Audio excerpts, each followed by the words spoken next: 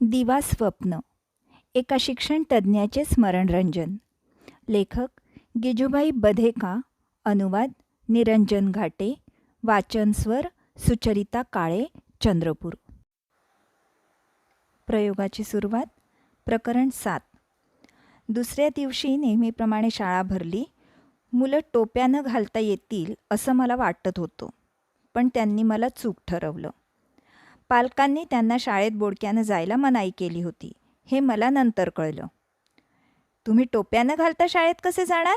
तुमचा मास्तर येडाच दिसतोय, असं पालकांनी मुलांना सुनावलं होतं. मी त्यांची नखं तपासली. एखादा अपवाद वगळता कुणीच नखं कापली नव्हती. त्यासाठी त्यांनी अनेक घरगुती सबबी पुढे केल्या. गुंड्या लावायलाही पालकांना वेळ नव्हता. एका बाईनं तर मास्तर, तुमचं काम शिकवणं हे आहे, तुम्ही शिकवा. या असल्या खुळेपणाची गरजच काय? नखं कापणं आणि गुंड्या लावणं एवढंच काम आम्हाला आहे का? इतर अनेक उद्योग आमच्या मागं आहेत. आमची मुलं आहेत ही अशीच आहेत. इथं आम्हाला मरायला वेळ मिळेना, तर तुमची ही फालतूची कामं कुठून करायची? मी चकितच झालो. मुलं स्वच्छ आणि टापटिपीनं येतील ही माझी अपेक्षा होती. त्याऐवजी मला हा असा निरोप मिळाला होता. ह्या पद्धतीनं आपण कुठलीच प्रगती करू शकणार नाही. एकीकडं पालकांचं सहकार्य तर मिळवायला हवं, त्यातच ह्या विद्यार्थ्यांमध्ये स्वच्छता आणि नेटकेपणाची आवड निर्माण करायला हवी, असं म्हटलं. मी स्वतःला समजावीत होतो, पण माझं मलाच हे नकोसं झालं. मी मग मुलांना गोष्ट सांगणं सुरू केलं आणि ती संपवली. आता दुसरी गोष्ट, मुलांनी आग्रह धरला. आपण दुसरी गोष्ट उद्या सुरू करू. आज आपण काही खेळ खेळूया. खेळ खेळायचे? मुलांनी आश्चर्यचकित होऊन विचारलं. होय, खेळ खेळायचेत. तुम्हाला कुठले खेळ येतात? खूप, पण इथं कुठले खेळ? का? ही तर शाळा आहे, इथं कोणी खेळ खेळतं का? तुम्ही इथं कुणाला कधी खेळताना बघितलंय का? नसेलही, पण आपण तर खेळू शकतो. मी तुमच्याबरोबर खेळेन. मग तर झालं. काही मुलं पुतळ्यासारखी स्तब्ध झाली. काही आनंदाने ओरडत बाहेर पळाली. लवकरच सर्व वर्ग त्या कल्ल्यात सामील झाला. बाकीच्या वर्गातली मुलं काय चाललंय हे माना उंचावून बघू लागली. शिक्षक आमच्याकडं बघत होते. हेडमास्तर धावतच त्यांच्या खोलीबाहेर आले. ते मला रागे भरले. हे बघा, इथं इतर वर्गांच्या जवळपास तुम्ही खेळू शकत नाही. खेळायचंच असेल तर तिकडे मैदानात जाऊन खेळा. दुसऱ्या वर्गांना तुमचा त्रास होतोय. मी मुलांना घेऊन मैदानात गेलो. कानात वारं शिरलेल्या वासरांसारखी पोरं उंडारू लागली. आम्ही खेळ खेळणार, आम्ही खेळ खेळणार, असं ती पळता पळता ओरडत होती. बरं, आता आपण कुठला खेळ खेळायचा ते ठरवू, मी त्यांना म्हटले. कबड्डी, एक जण ओरडला. खो खो, आणखी एक म्हणाला. त्यापेक्षा आपण पकडापकडी खेळू. हे पहा, तुम्ही खेळ ठरवलात तर तो आम्ही का खेळायचा? चौथ्यानं विचारलं. तुला यायचं नसेल तर तू आमच्या खेळात येऊ नकोस, खेळ सुचविणारे म्हणाले.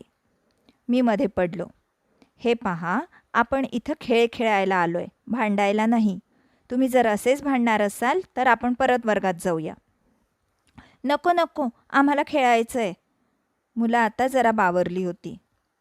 ठीक आहे, तर आज आपण खो खो खेळू. तुमच्यापैकी दोघं पुढं या. तुम्ही कर्णधार. तुमचे संघ निवडा. ह्या संघ निवडीत बराच वेळ गेला.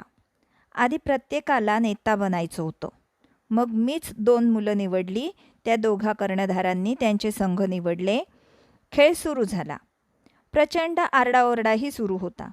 मुलं शांत बसणं तर शक्यच नव्हतं, पण त्या ओरडण्यालाही तसा अर्थ नव्हता. हा लिंबू टिंबू मला काय पकडणार? ह्याच्या बापानं तरी कधी कुणाला पकडलंय का? या गाढवामुळं मी बाद झालो, असा सगळा गोंधळ होता. हे क्रीडांगण आहे की मासळी बाजार, मी स्वतःलाच विचारले. ही पोरं खो खो खेळतायत की नुसतीच आरडाओरड करतायत? अखेरीस खेळ संपला. जिंकलेला संघ हरलेल्या संघाला चिडवू लागला. आम्ही जिंकलो, तुम्हाला जिंकता आलं नाही. तुमच्याकडं चांगला कर्णधार होता, पण तरी आम्ही जिंकलो. हे ऐकून हरलेल्या संघाचा कर्णधार खवळला. आम्ही हरलो, तुला काय म्हणायचंय? हरलो तर हरलो. तुम्ही हरणारच होता, तुम्हाला खेळता कुठे येतंय? पहिला म्हणाला. हे ऐकून हरलेला खवळला. तू आता आणखी बोल तर, नाही टक्कुरं फोडलं तर बघ. तो दगड शोधू लागला. तू काय फोडणार? तुम्ही हरलाय, मी ओरडणारच. आता हरलेल्याचा संयम सुटला. त्यानं दगड उचलला. तो चिडवणाऱ्याला मारला. दगड नेमका त्याच्या कपाळावर बसला. त्या जखमेतून रक्त वाहू लागलं. मला ते पाहून धक्काच बसला. हे काहीतरी वेगळंच घडत होतं. मी खिशातून हातरुमाल काढला. तो त्या मुलाच्या जखमेवर बांधला. सर्व मुलांना मी जवळ बोलावलं. म्हणालो, उद्यापासून खेळ बंद. त्या दोघांच्या भांडणाची शिक्षा आम्हा सर्वांना कशासाठी? मुलांनी विचारलं. ठीक आहे, तर मी ज्या 2 अटी घालतोय त्या तुम्ही पाळल्या तरच आपण खेळ खेळायचे. कळलं? होय गुरुजी, सर्व मुलं ओरडली. पहिली अट म्हणजे खेळ चालू असताना तोंड बंद ठेवायचं. जो कोणी बोलेल तो बाद धरला जाईल. कबूल गुरुजी. दुसरं म्हणजे हरल्याबद्दल किंवा जिंकल्याबद्दल अजिबात भांडायचं नाही. आज एखादा संघ जिंकेल तो उद्या हरू शकतो. त्यामुळे त्याबाबत वाद घालण्यात काही अर्थ नाही. आपण खेळासाठी खेळायचं, आनंद घ्यायचा, खेळाची मजा लुटायची. भांडायचं नाही. एकमेकांची डोकी तर अजिबात फोडायची नाहीत. यालाही सर्व कबूल झाले. आम्ही वर्गात परतलो. तो खोक पडलेला मुलगाही त्यात होता. शेजारच्या वर्गातली मुलं त्याला पाहायला गोळा झाली. एका मुलानं काहीसं छद्मीपणानं विचारलं, काय मग, खेळ कसा झाला? हे शिमगा करीत होते वाटतं, दुसरा मुलगा म्हणाला. शाळा संपल्यावर हेडमास्तर आणि इतर शिक्षकांची भेट झाली. एका शिक्षकाने चेष्टेच्या सुरात विचारलं, काय लढाई चालली होती वाटतं? लक्ष्मीराम, तुम्ही हे खेळ बी ह्यात वेळ का वाया घालवताय? ही मुलं वेगवेगळ्या सामाजिक पार्श्वभूमीची आहेत. त्यांना 4 भिंतीत डांबून ठेवायला हवं. पाठांतर आणि कसून तयारी ह्याला पर्याय नाही. त्यांना जरा ढील दिली तर ती एकमेकांची डोकी फोडणारच. रस्त्यात रोज काय घडतंय त्याची तुम्हाला कल्पना असेलच. दुसरे एक शिक्षक बोलले. हे असं काही विपरीत घडणार असं मला वाटतच होतं. मला वाटतं ह्यांना काही धडा शिकवल्याशिवाय ते लाईनीत येणार नाहीत. खेळ आणि ते सुद्धा शाळेत? मूर्खपणा आहे सगळा. हेडमास्तरांनी त्यांचं मत व्यक्त केलं. सर, खेळ हेच खरं शिक्षण आहे. मैदानावर अनेक शक्तिशाली देशांचा जन्म झाला आहे. खेळांमुळेच माणसांची चांगली व्यक्तिमत्व घडतात. खरं आहे ते. त्यामुळंच तिथं मारामारी झाली आणि डोकं फुटलं, हेडमास्तरांनी सुनावलं. आम्ही बोलत असताना त्या खोक पडलेल्या मुलाचे वडील तिथे आले. ते भयंकर खवळलेले होते. माझ्या मुलाला असल्या शिक्षणाची गरज नाही, ते गरजले. त्याचं टकुरं फुटलंय. हेडमास्तर कुठाय? माझ्या मुलाला कोणी मारलं? त्याचं काय आहे, मुलं मैदानावर खेळत होती. भांडणं झाली. त्यात त्याला लागलं. मी स्पष्टीकरण देऊ केलं. पण त्याला खेळायला कोणी पाठवलं? शाळेत तो अभ्यासाला येतोय का खेळायला? तसाही दिवसभर रस्त्यातच खेळत असतो तो. मी पोराला शाळेत पाठवतो ते शिकायला. मी यावर काहीच बोलू शकत नव्हतो. शेवटी हेडमास्तर मध्ये पडले. मालक, हा शिक्षक तसा नवाच आहे. तो शिक्षणाचे काही प्रयोग करू पाहतोय. आज त्याने खेळ खेळताना काय घडतं हे पाहायचं ठरवलं. तिथं किरकोळ भांडण झालं. ते म्हणाले, मला हे असल्या प्रयोगांचं काही सांगू नका. माझ्या मुलाला व्यवस्थित शिक्षण द्या. तसं करणार नसाल तर मी शाळेतून त्याचं नाव काढीन. हे ऐकताना बाकीचे शिक्षक चोरून हसत होते. मी तरी काय बोलणार होतो. मी घरी गेलो. याबाबत काय म्हणावं तेच मला सुचत नव्हतं. विचार करीत अंथरुणावर पडलो. हे सर्व लज्जास्पद होतं असं मला तरी वाटत होतं. कसंही असो, खेळासाठी मी आता नियम तयार केले होते. त्यात आणखी भर घालण्याची आवश्यकता होती. पण खेळ थांबवून चालणार नव्हतं. माझ्या मते तेच खरं शिक्षण होतं. ह्यावेळी माझ्या मनात आणखी एक विचार आला. खेळाचं महत्त्व पटवून देण्यासाठी सर्व पालकांची एक सभा भरवायला हवी. स्वच्छता आणि शिस्त ह्यासाठी त्यांचं सहकार्य मिळवायला हवं. त्यांचं सहकार्य नसेल तर मी काहीच साध्य करू शकणार नव्हतो. त्यांच्या पाल्यासाठी ते एवढं तरी करू शकतील असं मला वाटत होतं. आम्ही शिक्षक इथंच कमी पडत होतो. आम्ही पालकांचं सहकार्य मिळवायचा कधीच प्रयत्न करत नव्हतो. उद्याच सर्व पालकांची सभा बोलवावी असं मी ठरवलं.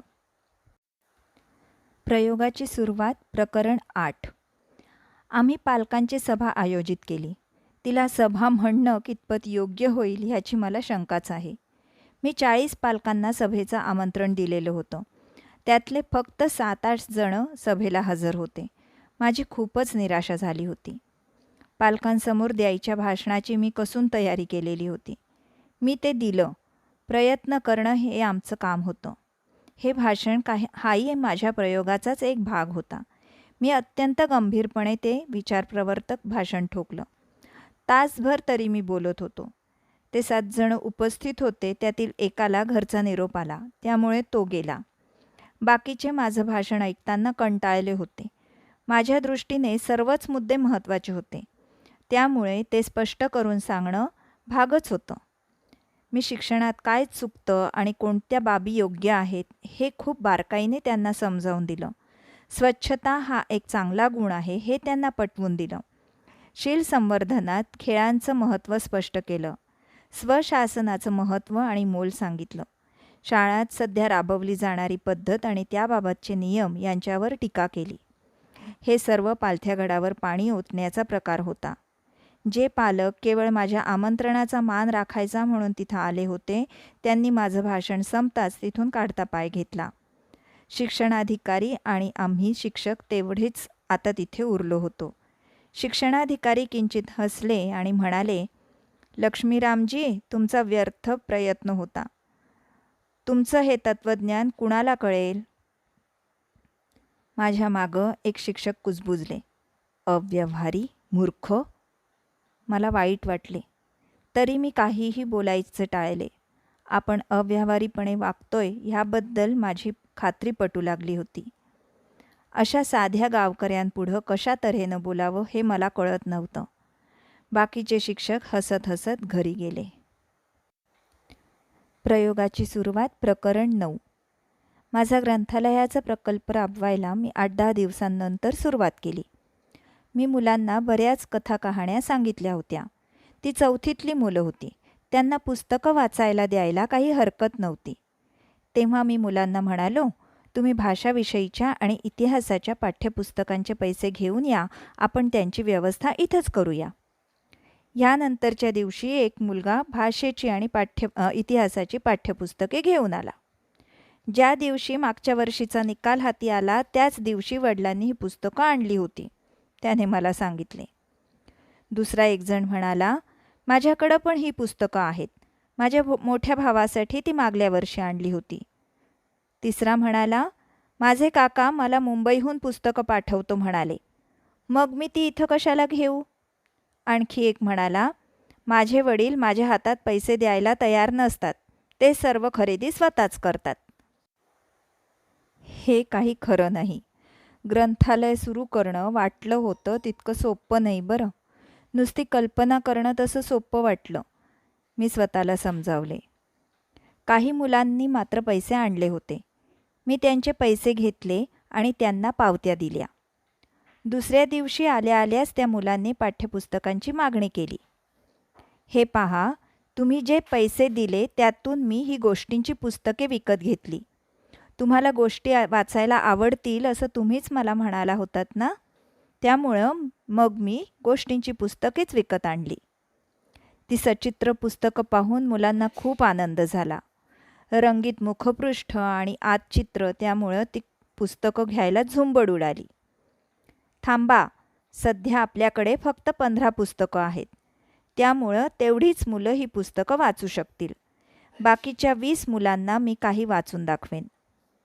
गोंधळ होऊ नये म्हणून मी म्हणालो, पहिली 15 मुलं पुस्तकं वाचतील, बाकीच्यांनी माझ्याजवळ यावे. त्यानुसार 15 मुलांनी पुस्तकं ताब्यात घेतली आणि ती वाचू लागली. मग मी त्यांना सूचना दिली. पुस्तक वाचून संपलं की ते टेबलावर आणून ठेवायचं. जर तिथे दुसरं पुस्तक असेल तर ते वाचायला घ्यायचं. अशा प्रकारे तुम्हा सर्वांना ही सारी पुस्तकं वाचता येतील. बाकीच्या मुलांना मी टेबलाभोवती गोळा केलं. माझ्या जवळच्या गोष्टीच्या पुस्तकामधील एका कथेचं वाचन मग मी सुरू केलं. मी सर्व उच्चार शुद्ध आणि स्पष्ट करीत होतो. आवाजात चढ उतार करून वाचत होतो. सर्व विरामचिन्हांचं पालन करीत मी वाचन चालू ठेवलं. पण तिकडे त्या 15 मुलांनी इतका कल्ला चालवला होता की मला माझं वाचन थांबवावं लागलं. मी त्या मुलांना म्हणालो, मुलांनो, मनातल्या मनात वाचा. तुमच्या मोठ्यानं वाचण्याचा आम्हाला त्रास होतोय. आता त्यांचा आवाज कमी झाला, पण त्यांना मोठ्यानं वाचायची सवय जडली होती. थोडा वेळ ती अगदी हळूहळू आवाजात वाचत होती. मग आपोआपच त्यांचा आवाज वाढत होता. मग मी त्यांना वरांड्यात एकमेकांपासून लांब बसवलं आणि वर्गात गेलो. हे आदर्श वाचन चालू झालं. ते दिवस अखेरची घंटा वाजेपर्यंत चालू होतं. प्रत्येक कथा मुलांना आवडेल अशी निवडलेली होती. त्यामुळं मुलांनी गोष्ट ऐकताना किंवा वाचताना इतर उद्योग थांबवले होते. शाळा सुटल्यावर मुलं घरी गेली. प्रयोगाची सुरुवात. प्रकरण 10. गोष्टी, खेळ, ग्रंथालय, आदर्श वाचन, वैयक्तिक स्वच्छता आणि विद्यार्थ्यांचा नीटनेटकेपणा ह्या सर्वात माझा 2 महिने वेळ गेला. मी आत्तापर्यंत काय काय केलं ह्याचं सिंहावलोकन केलं. केलेल्या कामाचं फलित तपासलं. तेव्हा आपण फक्त प्राथमिक पावलं उचलल्याचं माझ्या लक्षात आलं. भाषा, गणित, इतिहास, विज्ञान आदी विषयांच्या अभ्यासक्रमाला मी हातसुद्धा लावला नव्हता. बाकीच्या वर्गांमधून पहिले काही धडे शिकवूनही झाले होते. मलाही वर्ष अखेर सर्व अभ्यासक्रम शिकवून पूर्ण करायचा होता. त्या अटीवरच माझ्या प्रयोगाला परवानगी मिळाली होती. आपण आतापर्यंत काय काय केलंय ते तर बघू, मी स्वतःशीच विचार करू लागलो. कथाकथन व्यवस्थितपणे चालू होतं. त्यामुळं विद्यार्थ्यांना प्रेरणा मिळाली होतीच. पण वर्गात बऱ्यापैकी शिस्त प्रस्थापित झाली होती. चंपकलाल आणि रामलाल यांना गोष्टी आवडत नव्हत्या. रामजी आणि शंकर यांना त्या बाळबोध वाटू लागल्या होत्या. रघु आणि मधू सतत एकमेकांना खुणा करतात आणि डोळे मारत असतात. ते खोडकर आहेत. त्यांचं अभ्यासात लक्ष नसतं. त्यांना ताळ्यावर आणायला हवं. खेळांबद्दल म्हणायचं तर मुलं आता मला त्यांच्यातलाच एक मानायला लागली होती. इतकी आमच्यात जवळीक वाढली होती. ती आता पूर्वी इतकी मला घाबरत नाहीत. मी त्यांना आदर्श वाचनाचे धडे देतो तेव्हा ते लक्षपूर्वक ऐकतात. असं असलं तरी खेळतानाचा आरडाओरडा आणि गैरशिस्त फारशी कमी झालेली नाही. मी खूप प्रयत्न करतोय, पण अजून खूप वाटचाल करायची आहे. आमच्या ग्रंथालयात पुस्तकांची संख्या खूपच कमी आहे. पाठ्यपुस्तकांच्या ऐवजी ग्रंथालय वापरायची कल्पना मी अजून पालकांच्या गळी उतरवू शकलेलो नाही. पालकांसमोर एक छोटंसं भाषण ठोकलं आणि त्यांची समजूत घातली की झालं असं मला वाटलं होतं. पण मुलांना शिकवा एवढंच पालक मला सांगतात. दुसरं काही ऐकून घ्यायला ते तयार नाहीतच. पण ते सांगूनही त्यांची समजूत पटत नाही. पण मी जर आग्रह धरला तर आज ना उद्या त्यांचं मत बदलेल. माझ्याकडं भरपूर वेळ तर आहे. हा प्रयोग वाटला तितका सोपा नव्हता हे खरं. आपल्या कल्पनाशक्तीची क्षितिजे रुंदावतात. आपली समज वाढत जाते. तशी आपली ध्येयासक्ती वाढू लागते. त्याचबरोबर हाती घेतलेल्या कार्याचे गांभीर्य आणि गुंताही वाढीस लागतो. माझ्या मनात प्रश्नांची गर्दी झाली होती. वैयक्तिक स्वच्छतेच्या बाबतीत मी जे काही साध्य केलं होतं त्यात विशेषचा दम नव्हता. टोप्यांच्या बाबतीत मी काहीच करू शकलो नव्हतो. कपड्यांच्या स्वच्छतेचा उत्साह 2-1 दिवस टिकला होता. मग पहिले पाढे 55 अशी स्थिती होती. त्यांची नखं होती तशीच वाढलेली आणि अस्वच्छ होती. मला ह्या सर्व बाबींचा पाठपुरावा करावा लागणार होता. त्याशिवाय दुसरा कुठला पर्यायच नव्हता. नव्या सवयी रुजवायच्या तर त्यासाठी कसून प्रयत्न करणं भाग होतं. फक्त मुलांबाबतच झटणं हे एवढंच काम नव्हतं. शिक्षणाधिकारीही अस्वस्थ होते. त्यांच्यापुढे त्यांचे प्रश्न होते. त्यांनाही विरोधकांना आणि वरिष्ठांना शांत करावं लागत होतं. त्यांना ह्या प्रयोगामुळे कीर्ती मिळवायची होती. त्यामुळंच फलितासाठी ते उतावीळ बनलेले होते. त्यांच्या सहकार्यालाही मर्यादा होत्याच. माझ्या सहकारी शिक्षकांचा माझ्यावर विश्वासच नव्हता. एक अत्यंत अव्यवहारी वेडा म्हणून ते मला तुच्छतेने वागवतात. कदाचित मी तसा असे नाही. शिवाय मी अननुभवी आहे. पण त्यांच्या शिकवण्याच्या पद्धतीवर आणि त्यांच्या भूमिकेवर माझा सुतराम विश्वास नाही. त्यांच्यामुळे मला उद्विग्नता येते. माझा मार्गच योग्य आहे हे मला ठामपणानं वाटतंय. माझी मुलं मला घाबरून दूर पळून जात नाहीत. त्यांना माझ्याबद्दल आपुलकी वाटते, आदर वाटतो. मी सांगेन ते ती ऐकतात.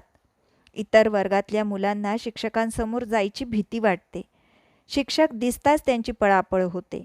शिक्षकांची पाठ वळताच त्या शिक्षकांची ती मुलं टिंगल-टवाळी करतात. त्यांच्यापैकी एकही मुलगा शिक्षकांसमोर प्रेमानं किंवा आदरानं हसून जात नाही. वर्गात सुद्धा ती दुर्मुखलेली असतात. वर्गातून बाहेर पडताच त्यांच्या खोड्या आणि भांडणं सुरू होतात. मी माझ्या मुलांना काही मर्यादेपर्यंत स्वातंत्र्य देतो. त्यांच्या अस्वस्थपणाला वर्गातच वाट मिळते. त्यामुळं वर्गाबाहेर त्यांचा फारसा त्रास नसतो. मी या मुलांचे अति लाड करून त्यांना बिघडवतोय असं इतर शिक्षकांना वाटतं. मी वर्गात न शिकवता नुसत्या गोष्टी सांगतो असंही ते म्हणतात. मी त्यांना खेळायला घेऊन जातो, त्यामुळं अभ्यासात ती मागे आहेत हेही बोललं जातं. ठीक आहे, बघूया काय होतं ते. माझ्या मते हे खेळ आणि ह्या गोष्टी हेच खरं शिक्षण आहे. माझं काम सोपं नाही हे लक्षात ठेवून मला वाटचाल करायची आहे.